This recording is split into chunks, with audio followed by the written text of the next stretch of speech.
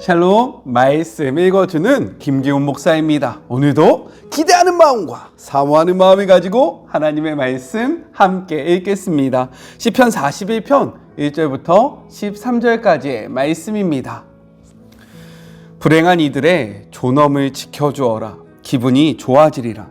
그것이 바로 하나님의 일. 하나님께서 우리 모두를 보살피시고 튼튼하고 생기 있게 하신다. 원수 걱정 안 해도 되니 이 땅에 사는 것이 복되다.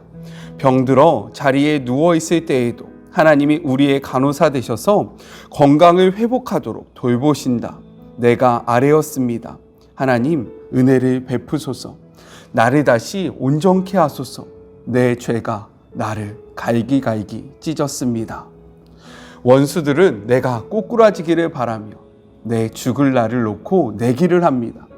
누군가 나를 만나러 오면 내용 없는 뻔한 말만 늘어놓습니다. 나에 관한 험담거리를 모아서 길 모퉁이 군중을 즐겁게 하는 저들입니다. 나를 미워하는 이 친구들이 동네방네 다니며 나를 비방하고 위원회를 꾸려 나를 괴롭힐 계획을 꾸밉니다. 마침내 소문이 나돕니다. 자, 저자 좀 봐라. 몹쓸 병에 걸려 다 죽어간다지. 의사들도 포기했다지 뭐야. 허물없이 지내던 가장 가까운 범마저, 집에서 늘 함께 식탁을 나누던 범마저 내 손을 물어 뜯습니다. 하나님 은혜를 베푸소서. 나를 일으켜 저들에게 본때를 보이게 하소서. 원수 진영에서 승리의 함성 아직 들리지 않으니 분명 주님께서는 내 편이십니다. 주님은 나를 속속들이 아시고 나를 붙드시는 분, 나를 주님 앞에 우뚝 세우셔서 주님의 얼굴을 바라보게 하십니다. 하나님, 이스라엘의 하나님은 찬양 받으실 분, 언제까지나 영원히. 그렇습니다. 정말 그렇습니다. 이것은 하나님의 말씀입니다. 시편 41편은요 다윗의 시입니다. 이 시가 언제 어떠한 배경 속에서 쓰여졌는지 구체적인 상황은 알 수 없으나 많은 성경학자들은요 이 시가 다윗이 질병으로 인하여 연약해졌을 때 그의 아들 압살롬이 추종세력을 이끌고 반란을 일으킨 사건, 언제입니까? 사무엘하 15장 1절부터 18절에 기록되어 있는 이때 지었던 시라고 이야기를 하고 있습니다. 왜 그러냐면요 5절부터 12절 이 부분이 그 당시의 정황과 매우 일치하다라는 거예요. 특별히 9절을 보면요 자신의 가까운 친구가 자신을 배신하고 대적하는 자가 되었다라고 이야기하는데, 이는 압살롬의 모사로 자청했던 아히도벨을 연상시키기에 충분하기 때문에 이 시가 바로 그때에 지어진 시가 아닐까라고 생각을 하는 것이 일반적입니다. 오늘은요 두 단어를 중심으로 말씀을 나눠보려고 해요. 먼저 첫 번째, 아시레입니다. 아시레는요 어떠한 의미냐면 복이 있음이요 라는 이 표현이 바로 아시레이거든요. 우리가 여기서 좀 생각해야 할 것이 있는데 무엇이냐, 시편은 총 5권으로 구분이 되어 있다라는 거예요. 1권은요 1편부터 41편, 2권은 42편부터 72편, 3권은 73편부터 89편, 4권은 90편부터 106편, 5권은 107편부터 150편까지 이렇게 5부분으로 구분이 되어 있습니다. 오늘 시편 41편은요 1권의 마지막 부분이라는 거예요. 그런데 이 1권의 마지막 부분의 첫 번째 문장이 무엇이냐, 무엇으로 시작합니까? 복이 있음이요 라는 이 단어가 들어가 있다는 거죠. 그런데 1절, 우리가 시편 1편 1절이 어떻게 시작되었는지 혹시 기억나는 우리 사랑하는 청년들, 우리 주의 자녀들이 있습니까? 무엇이냐면요 복 있는 사람은 으로 시작한다라는 거예요. 그런데 이 복 있는 사람이요 바로 아시레입니다. 아시레로 시작해서 아시레로 끝나고 있는 것이 바로 1권의 내용이라는 거죠. 그렇다면 이 아시레는 무엇을 뜻하는 것일까요? 1편에서 말했던 아시레와 41편의 아시레는요, 조금 차이가 있습니다.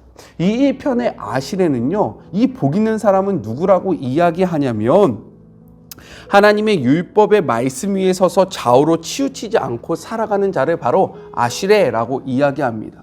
41편에서는 이 아시레를 누구라고 이야기하냐면요, 복 있는 사람, 즉 가난한 자, 사회적 약자를 돕는 자가 바로 아시레라고 이야기하고 있는 거예요.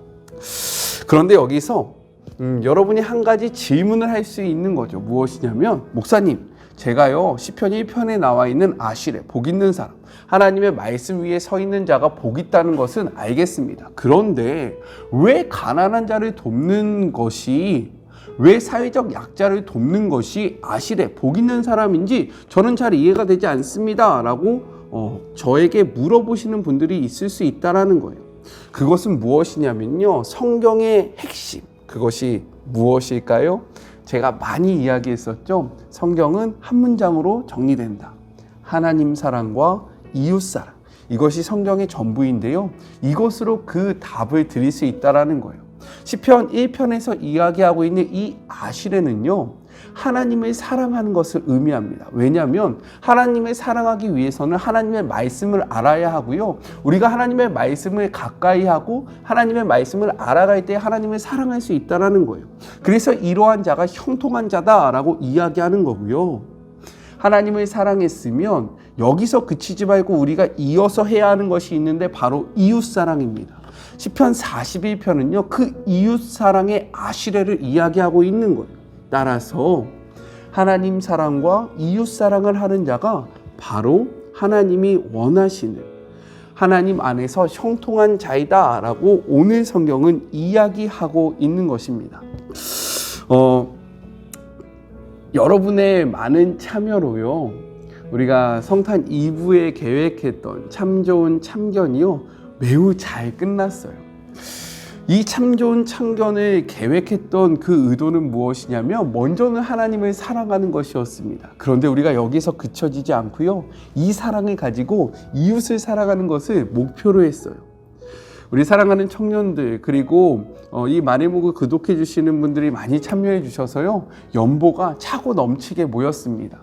그래서 어저께 제가 우리가 이 연보를 어떻게 살까 고민하다가 소녀 가장을 돕는 일에 쓰기로 결정을 하고요, 이 소녀 가장에게 필요한 아이패드와 그리고 키보드, 또 펜을 구입해서 함께 식사를 하며 이러저런 이야기를 나누는 시간을 가졌습니다. 그 아이에게요, 하나님의 사랑이 전해지는 시간이었고요, 하나님 사랑과 이웃 사랑이 이어지는 시간이었어요. 그것을 바라보는 자에게는요, 현통함이 찾아온다는 것이 무엇인지 가슴 깊이 다시 한번 새기는 시간이었습니다. 지금 한국 기독교가 많은 어려움에 있잖아요.